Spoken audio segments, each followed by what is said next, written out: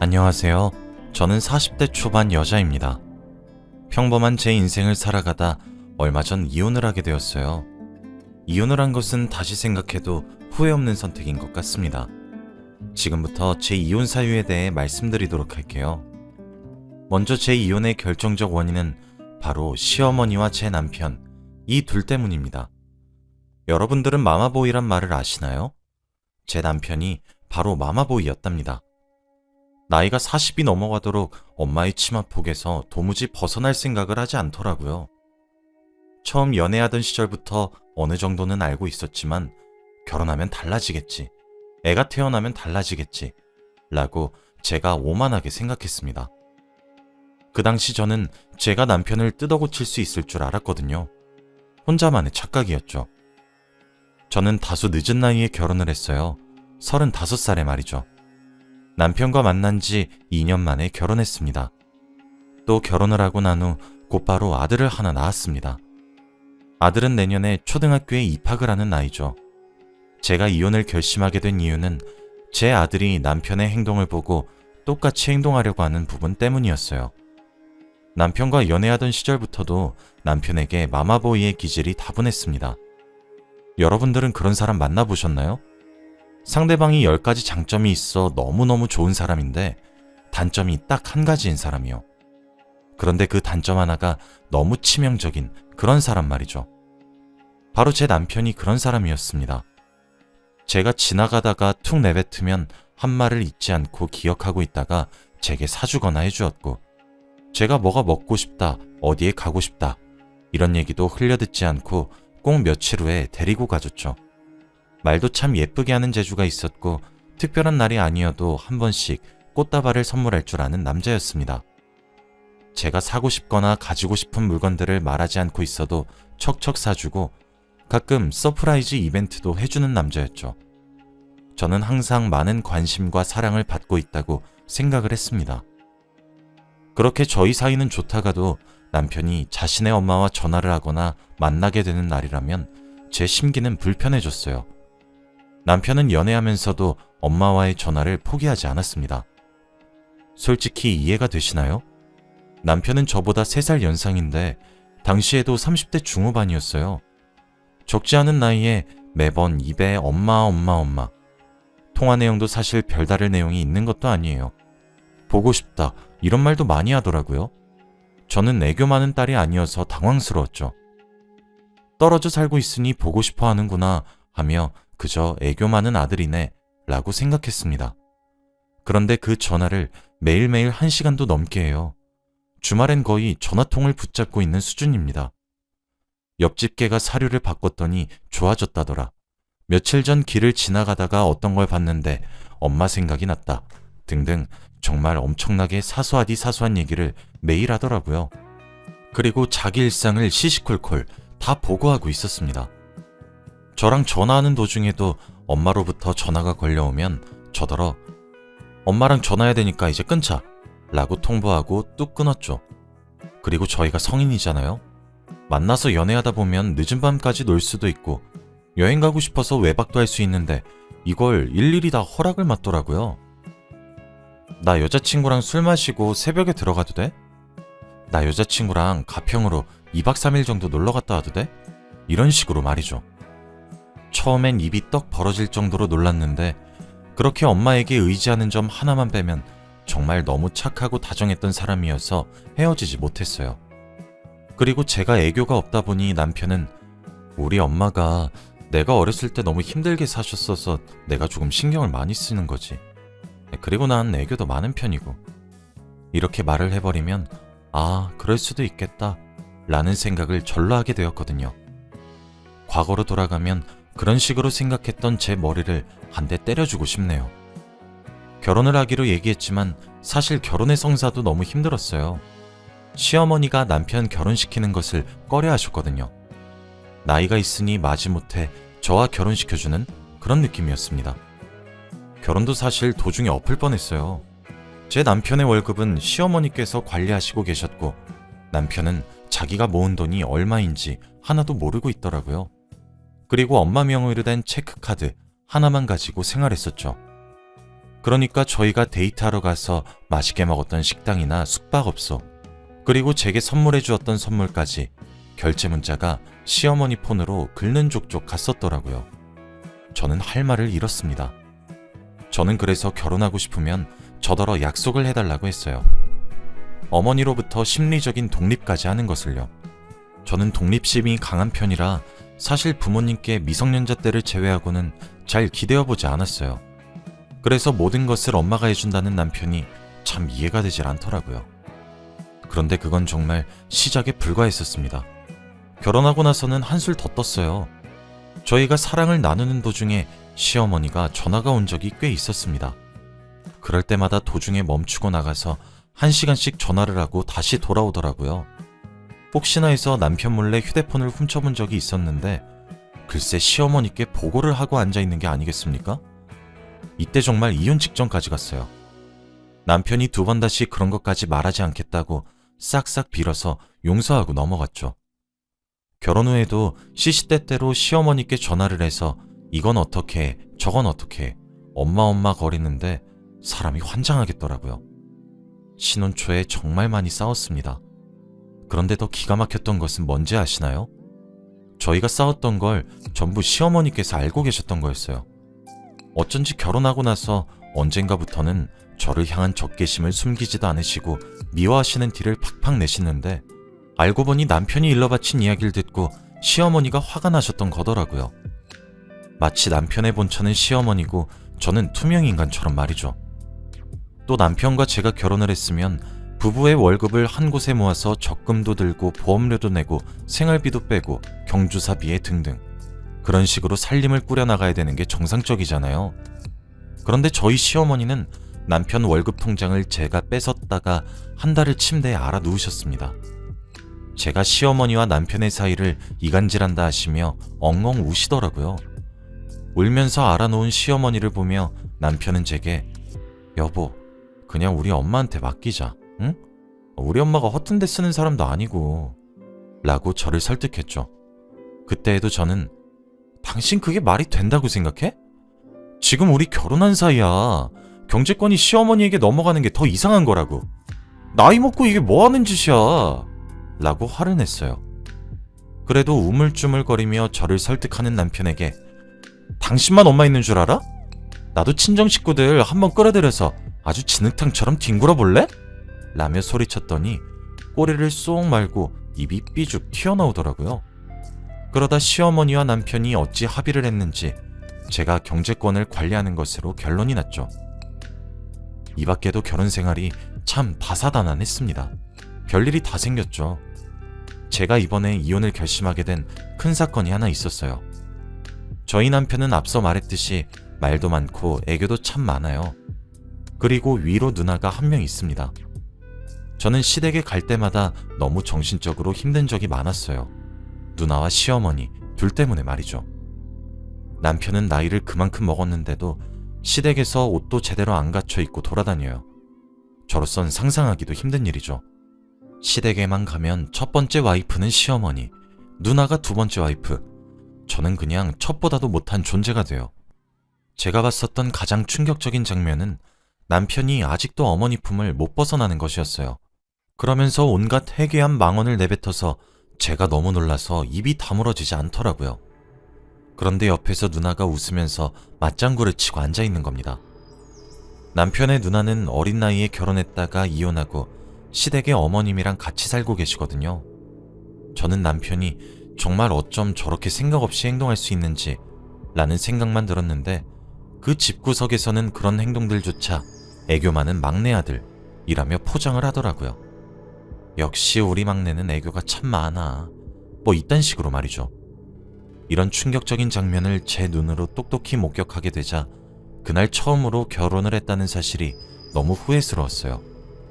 내가 연애 시절부터 엄마 치마폭에서 헤어나오지 못한 사람이란 걸 알고 있었는데 내가 뭘 뜯어 고쳐보겠다고 결혼을 했을까 하며 이혼을 정말로 많이 고민했죠. 그런데 그 시기에 제 몸 안에서 새로운 생명이 자라고 있었습니다. 바로 제 아들이었죠. 출산을 하고 나서 낳은 제 아들을 보니 이혼 생각은 아무래도 접게 되었어요. 눈에 넣어도 아프지 않을 것 같은 너무 예쁜 아이에게 차마 제가 싫다는 이유로 아이 아빠의 자리를 빼앗고 싶지가 않았습니다. 화병이 날 것 같아도 참고 살기로 다짐했었죠.